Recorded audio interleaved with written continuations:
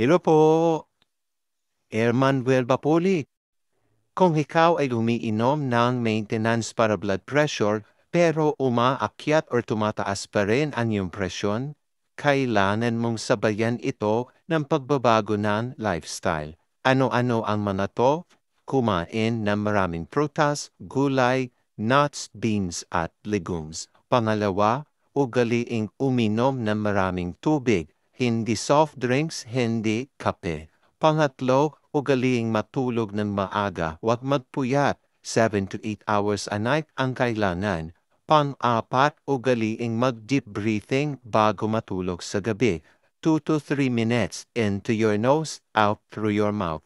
Panglima, ugaliing magbilad sa araw ng 15 to 30 minutes a day para makakuha ng enough sunlight na mag-produce ng vitamin D dito sa balat natin. At pang-anim, ugaliing mag-exercise araw-araw. 30 minutes of walking a day ay napakaganda para mapanatili ang pagtibok ng ating puso ng mas maayos. Ingat po palagi. God bless po.